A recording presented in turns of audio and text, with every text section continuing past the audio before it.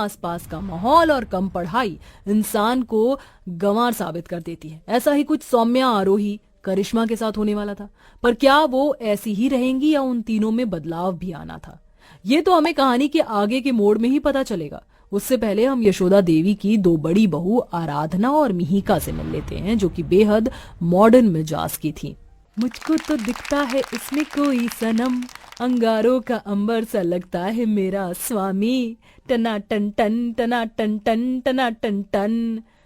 उसे डांस करता हुआ मिहिका कहती है, जेठानी जी लगता है पुष्पा 1 के साथ पुष्पा 2 की भी फैन हो रही हैं। रील बनाना था तो मेरे साथ ही बना लेती।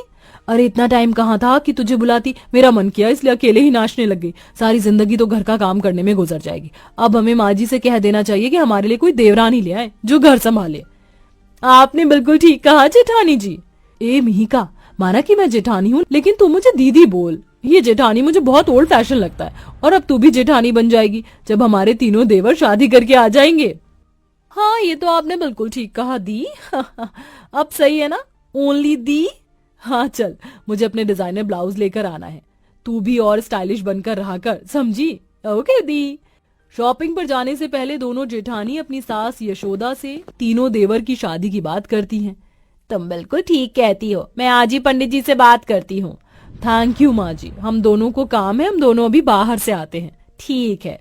दोनों अपना डिजाइनर ब्लाउज लेने चली जाती हैं। वहीं दूसरी तरफ यशोदा पंडित जी से अपने तीनों बेटों के लिए सर्वगुण संपन्न संस्कारी बहू की बात करती है। ऐसे में पंडित उन्हें सौम्या, आरोही, करिश्मा की फोटो दिखाता है। उनके गुण और शक्ल देखकर यशोदा अपने तीनों बेटों की शादी उनसे करना मंजूर करती है और तीनों हफ्तों में यशोदा के तीनों बेटों की शादी बहुत धूमधाम से हो जाती है। पर वह तीनों बहुएं कितने गंवार और मासूम थे, इस बात से वाकिफ होना भी बाकी था। तीनों बहू का अच्छे से गृह प्रवेश हो जाता है। अगले दिन यशोदा तीनों बहू से कहती है, बहू जानती हूँ तुम बहुत ज्यादा सर्वगुण संपन्न संस्कारी हो और तुम्हारा इस तरह से साड़ी पहनने का स्वभाव भी मुझे बहुत अच्छा लगा। अब जाकर अपनी पहली रसोई का अच्छा सा खाना बना दो, साथ में एक मीठा भी बना देना। जी माँ जी। तीनों गंवार बहुएं रसोई में जाती हैं तो मॉडर्न किचन को देख घबरा जाती हैं। तभी करिश्मा माइक्रोवेव को देखती है। हरी मुरी मैया, ये छोटा सा डब्बा क्या है और इसमें तो बटन भी है। मुझे तो लगता है करिश्मा कि ये छोटा फ्रिज है, आम की आइसक्रीम बनाकर इसमें रख दो, अच्छे से जम जाएगी। ठीक है अभी करती हूँ, पर यहाँ पर मिट्टी का चूल्हा नहीं है, लगता है यहाँ पर खड़े होकर चूल्हा बनाना पड़ेगा तभी खाना बनेगा। बाहर से लकड़ी और मिट्टी लेकर आती हूँ। जब तक आरोही तुम देख लो कौन से मसाले कहाँ रखे और बाहर निकाल कर रख लो, पूरी का आटा लगा लो। करिश्मा बाहर जाकर मिट्टी और छोटी छोटी लकड़ी ले आती है और फिर मॉडर्न किचन की स्लैब पर मिट्टी का चूल्हा बनाने लगती है। वहीं आरोही अपने मुंह पर आटा लगा लेती है। इतने में दोनों जेठानी और सास आ जाती है। तुम तीनों ये क्या कर रही हो? अभी तक खाना बनाना शुरू नहीं किया और ये रसोई में मिट्टी और लकड़ी क्यों ले आई हो? मुझे ऐसा क्यों लग रहा है कि तीनों गंवार हो? मैं ही पूछती हूँ। आरोही, सौम्या, करिश्मा, तुम दोनों क्या कर रही हो? ये मिट्टी क्यों लाई हो बाहर से? माँ जी मुझे यहाँ पर चूल्हा नहीं दिखा, इसलिए मिट्टी का चूल्हा बना रही हूँ ताकि जल्दी से खाना बना लूं।